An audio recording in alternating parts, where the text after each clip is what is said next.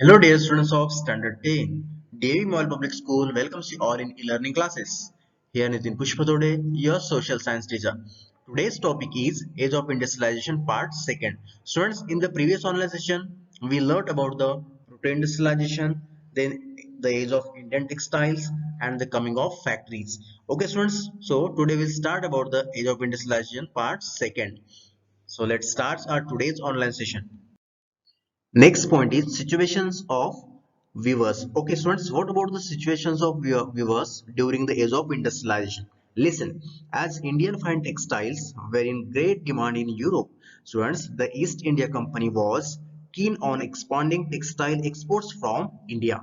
The French, Dutch, Portuguese, and local traders competed in the market. Thus, the producers had a bargain powers, so that the officials of the East India Company faced problems for getting smooth supply. Students, after the company established its political power, it started to eliminate its competitors and tried to assert a monopoly right on trade. In many places of Bengal and other places, weavers left villages and migrated to different villages. Sometimes they even revolted against the company and refused to take loans from. So students, this type of situation was there of viewers. Okay, students, problems faced by the Indian viewers. Which problems were there? Listen, first, their export market collapsed. The local market was flooded with manufactured goods.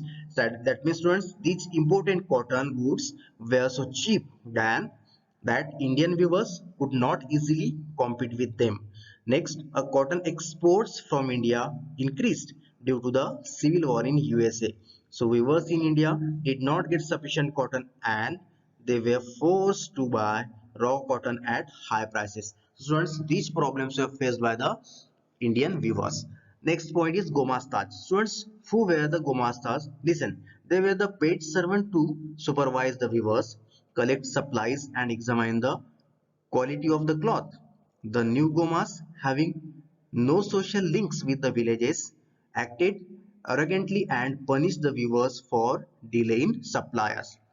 Again, students, jobbers. Who were the jobbers? Listen, jobbers were the people employed by industrialists to recruit the right people from among the job seekers. Students, what are the function of jobbers? Listen, he got the people from his village and ensured them jobs. He helped people to settle them in the city. Also provided money in times of crisis. Jobbers became persons with some authority and power. So these are the functions of jobbers. Next point is factories come up. Students, factories come up during the age of industrialization. Listen, cotton and jute mills were the first to be established in India. The first cotton mill was set up in 1854 in Bombay and the first jute mill was set up in 1855 in Bengal. Okay, students, the early entrepreneurs. Students, from the late 18th century, the British in India began exporting of him to China and took tea from China to England. Many Indian businessmen became junior players in this trade. Students, colonial limitations were there. Listen, as colonial power gained control over Indian trade, the scope of business for Indian merchants became limited. They were not allowed to trade with Europe in manufactured goods. They were allowed to export only raw material and food grains like cotton, afim, wheat, and indigo, which were required by the British. Okay, students, next point about during that time, that means when the factory just come up, migration of workers in search of jobs. Listen, with the expansion of factories, the demand for workers increased. Then peasants and artisans who found no work in the village went to the industrial centers in search of work. That means, students, a news of employment spread and workers traveled great distances in the hope of work in the mills. Okay, students, so in such a way that there was factories come up, factories set. Next point is peculiarities of industrial growth. Students, peculiarity means features, characteristics of industrial growth. Listen, students, European industrialists were interested in industrial products which they could export. Their products were not for sale in India.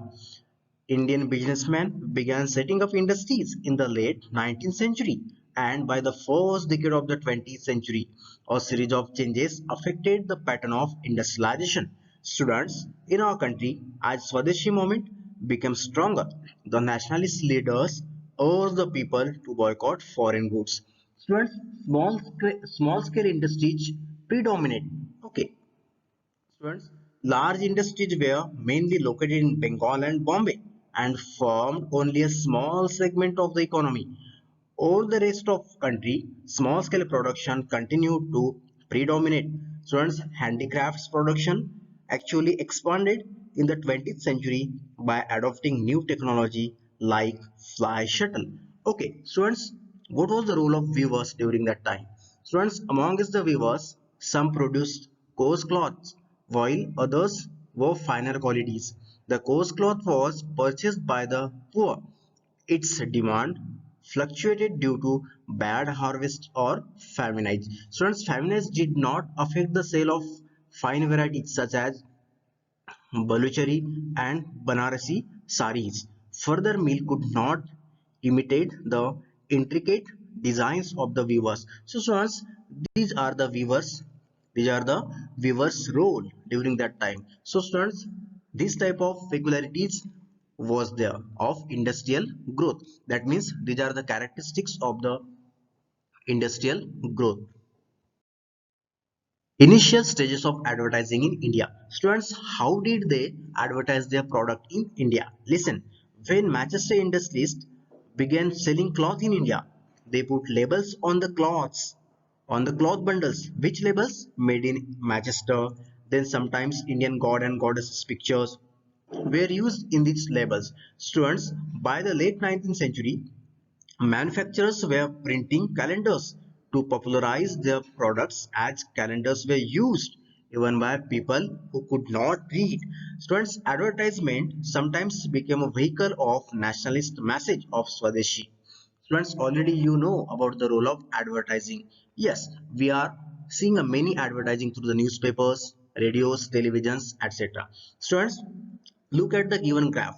This graph shows the growth rate, shows the industrial growth rate according to the 6th and 7th Plan Commission. Yes, students, in 1980-81, 4% industrial growth was there.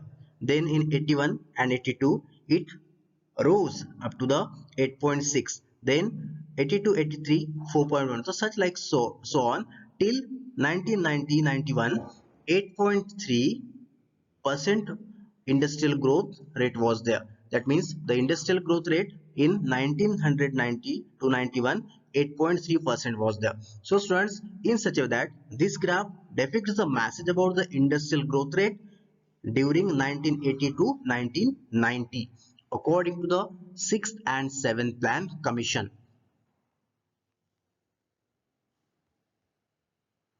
Okay, students, in such a way that we learned the lesson age of industrialization. So, what about the conclusion about age of industrialization? Listen, students, the age of industries has meant major technological changes, growth of factories, and the making of new industrial labor force, small scale production, and had technology also played key role in the industrial landscape. Okay, students, in such a way that this lesson is finished. Students, on the basis of today's dot question, some assignment question I am giving you. You have to write the answer of this question. Okay, students, we will meet in the next online session. Till then, thank you very much and have a nice day.